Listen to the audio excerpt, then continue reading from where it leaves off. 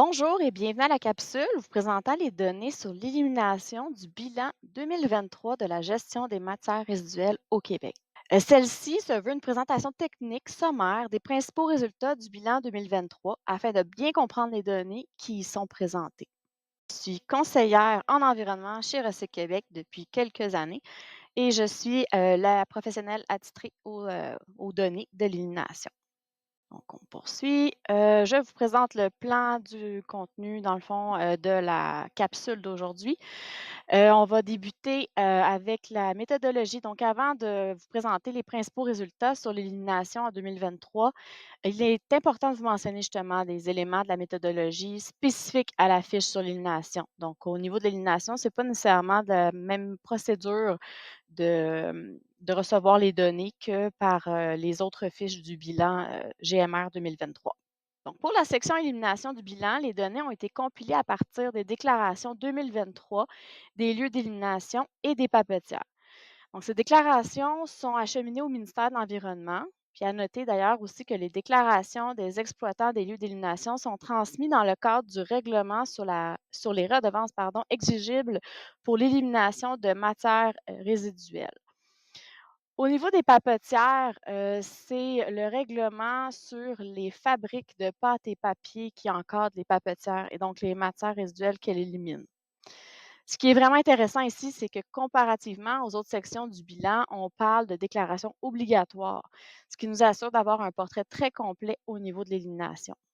Les données, d'ailleurs, que je vais vous présenter aujourd'hui excluent les quantités éliminées dans les lieux d'enfouissement en milieu nordique, donc les LEMN, et les lieux d'enfouissement en territoire isolé, donc les LETI. Ça exclut aussi, tout ce qui peut se retrouver dans des dépôts illégaux, soit les déchets sauvages, les déchets abandonnés dans la nature, volontairement ou non. Par exemple, bon, des bouteilles, des canettes, emballages de nourriture, ce qu'on peut retrouver, dans les parcs, bordures d'autoroutes, de rivages et à savoir justement qu'une étude de caractérisation spécifique, à ces déchets sauvages en bordure d'autoroute et de rivage, hem va sortir, au courant, de l'été. Entrons dans le vif, du sujet. On va commencer par, vous présenter le nombre de lieux d'élimination au Québec en 2023. Comme on peut le voir dans le tableau, le nombre de lieux d'élimination est très stable depuis plusieurs années pour l'ensemble des lieux. À savoir que pour, les lieux, d'enfouissement de débris de construction et de démolition, donc les LEDCD, la réglementation, donc le REIMR, interdit l'établissement de nouveaux sites et l'agrandissement de ceux-ci, ce qui fait en sorte que pour la plupart, ils sont en fin de vie. On va voir d'ailleurs, dans, la prochaine diapositive. Au niveau des quantités de matières résiduelles éliminées en excluant les boues, ce sont donc 5 698 000 tonnes de matières résiduelles qui ont été éliminées dans les différents types de lieux d'élimination en 2023. Il s'agit d'une diminution de 1 par rapport, aux quantités de 2021. Ce que l'on remarque lorsqu'on regarde le tableau, c'est que 94 des matières sont acheminées dans les LET, donc les lieux d'enfouissement technique. C'est d'ailleurs dans ce type de lieu que l'on remarque une, diminution des quantités reçues. Ce que l'on peut aussi remarquer, c'est que les quantités, acheminées dans les LEDCD, comme je vous ai mentionné précédemment, ont diminué de près de 59. Justement, considérant que la fermeture de LEDCD va se poursuivre dans les prochaines années, il est à prévoir que les quantités qui y sont éliminées vont continuer de diminuer au cours des prochaines années. Pour ce qui est des LEET, donc des lieux d'enfouissement en tranchée, une donnée extrême, en 2023 fait en sorte qu'on ne peut comparer, avec les quantités, qui étaient acheminées en 2021. Mais on peut voir quand même qu'entre 2021 et 2022, c'est quand même relativement stable les quantités qui sont acheminées. On peut voir, dans cette, diapositive, qu'en incluant les boues, on comptabilise donc 6 80 000 tonnes de matières résiduelles éliminées en 2023, soit une réduction de 1 par rapport aux quantités qui ont été éliminées, en 2021. Au niveau des quantités éliminées par habitant, en 2023, on obtient un total de 685 kilogrammes de matières résiduelles éliminées par habitant. Il s'agit d'une diminution de 5 pardon, par rapport aux quantités qui étaient éliminées en 2021. Cette donnée inclut toutes les catégories de matières éliminées provenant de sources résidentielles ou non résidentielles, comme les résidus ICI et de CRD. D'ailleurs, certains changements au niveau de l'élimination depuis 2021 par rapport aux redevances exigées pour l'élimination, dont je vais vous parler plus en détail tantôt. Heu, Puisque ce sont des changements quand même très récents, leur effet sur les quantités en 2023 pourrait être limité. Ce que je vous présente ici dans mon gros tableau plein de couleurs, c'est la ventilation des quantités de matière éliminées par générateur. Si on regarde notre tableau, on a différents codes de couleurs. Donc, on a un jaune, on pourrait dire jaune beige, un bleu vert et un plus orangé. Donc, on a séparé certaines catégories de matières selon le secteur municipal, ICI et CRD. Ce qu'on peut voir avec la prochaine diapositive, on a compilé ces tonnages-là pour montrer un peu pour le secteur municipal, ça nous amène à 2 458 000 tonnes de matières qui ont été éliminées pour ce secteur-là. Pour le secteur ICI, 1 856 000 tonnes et pour le secteur CRD, 1 426 000 tonnes. Donc, pour la première fois depuis plusieurs années, on note une diminution de la quantité éliminée dans le secteur municipal et dans le secteur ICI. Donc, c'est des bonnes nouvelles. On va maintenant poursuivre avec les données sur les quantités de matières utilisées en recouvrement, ce qui veut dire pour recouvrer les matières qui sont enfouies ou pour d'autres usages dans les lieux d'enfouissement, comme par exemple pour la construction de chemins d'accès. Tout d'abord, il faut savoir que les activités de recouvrement des matières qui sont enfouies est une obligation de REIMR. Les objectifs de recouvrir les matières enfouies sont principalement pour limiter le dégagement d'odeurs, la propagation des incendies, la prolifération d'animaux ou d'insectes et l'envol d'éléments légers, ne serait-ce qu'on pense aux sacs de plastique qu'on peut retrouver dans les barrières autour des sites d'enfouissement. Donc, le REMR encadre les obligations de recouvrement selon les types de lieux, les types de matières ou matériaux qui peuvent être utilisés pour ces usages. Mais il n'y a pas d'encadrement pour les quantités utilisées.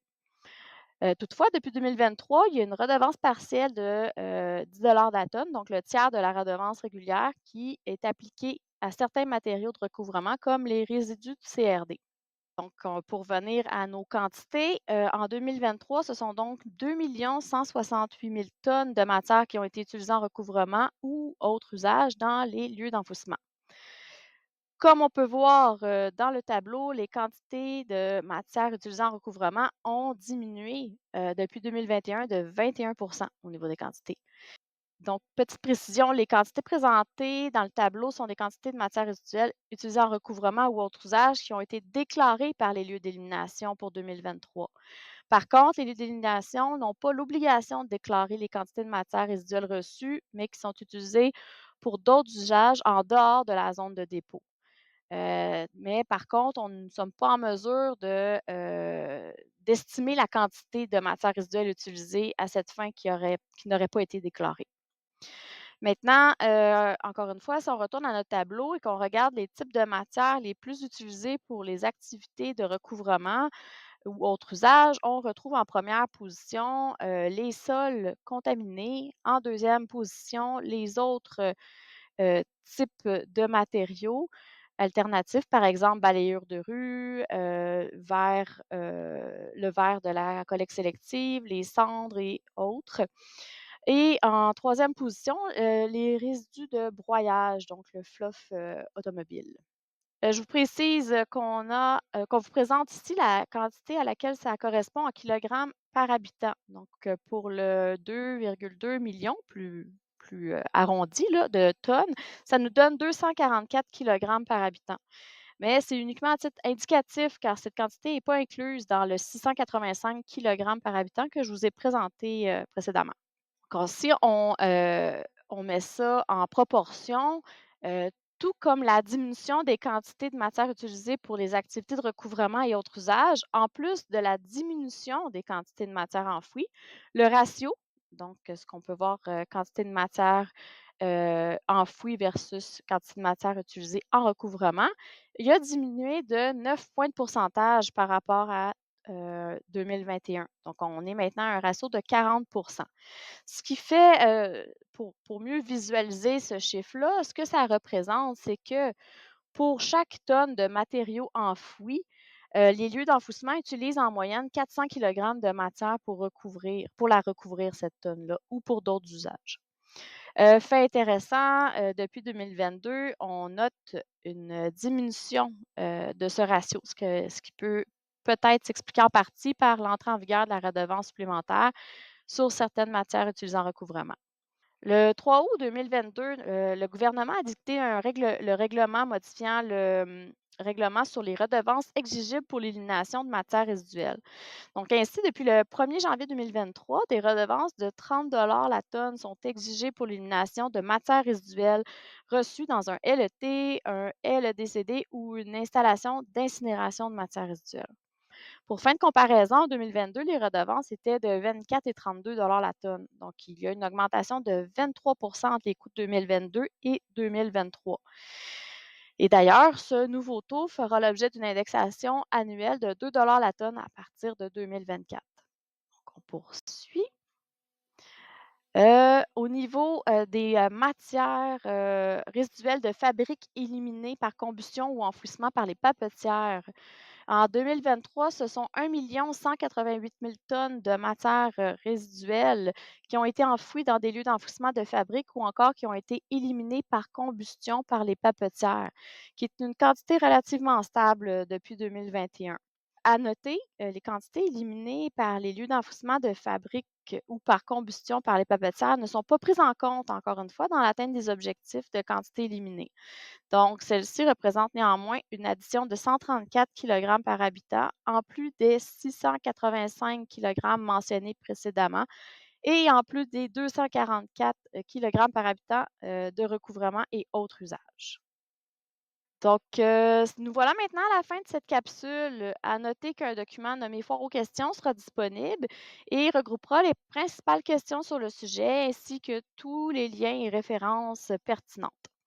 Pour les questions aussi auxquelles que vous n'avez pas trouvé les éléments de réponse dans notre document, vous êtes invité à nous transmettre un courriel à l'adresse suivante que vous voyez, donc bilangmr@recycquebec.gouv.qc.ca. Alors, je vous remercie de votre intérêt et passez une belle journée.